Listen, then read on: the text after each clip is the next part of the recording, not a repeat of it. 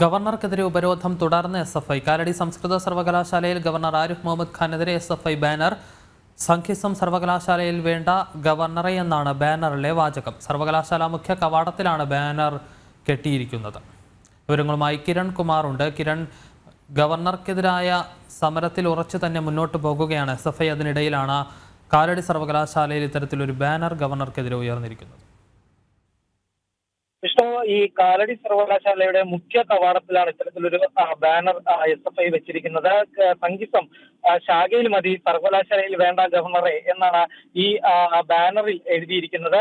നേരത്തെ തന്നെ ഈ മുഖ്യ കവാടത്തിന് മുന്നിൽ ബാനറും കൊടിതോരണങ്ങളോ ഒന്നും തന്നെ വെക്കരുത് എന്ന തരത്തിലുള്ള ഒരു നിർദ്ദേശം സർവകലാശാല നൽകിയിരുന്നു. ഇവിടെയുള്ള ശ്രീ ശങ്കരാചാര്യരുടെ പ്രതിമ മറയ്ക്കുന്ന തരത്തിൽ ഒരു തരത്തിലുള്ള ബാനറുകളോ കൊടികളോ വെക്കരുത് എന്നുള്ളൊരു നിർദ്ദേശമാണ് നേരത്തെ യൂണിവേഴ്സിറ്റി നൽകിയിരുന്നത്. എന്നാൽ ഇതിനെ ലംഘിച്ചുകൊണ്ടാണ് ഇപ്പോൾ സർവകലാശാലയ്ക്ക് മുന്നിൽ ഇത്തരത്തിലൊരു ഫ്ലെക്സ് ബോർഡ് ഇവർ വെച്ചിരിക്കുന്നത്.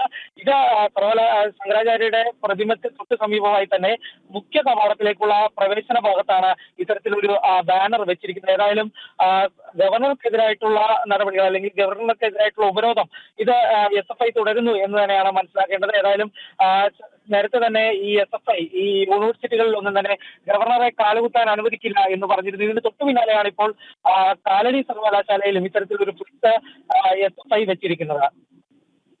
കിരൺ കുമാറാണ് വിശദാംശങ്ങൾ നൽകിയത്. സർവകലാശാലയുടെ നിർദ്ദേശം മറികടന്നുകൊണ്ടാണ് ഗവർണർക്കെതിരെ കാലടി സർവകലാശാലയിൽ ബാനർ പതിച്ചിരിക്കുന്നത്. കോളേജിന്റെ കവാടങ്ങളിലും മതിലുകളിലും ബാനർ പതിക്കരുത് എന്ന കാലടി സർവകലാശാലയുടെ സർക്കുലർ മറികടന്നുകൊണ്ടാണ് എസ്എഫ്ഐയുടെ നടപടി.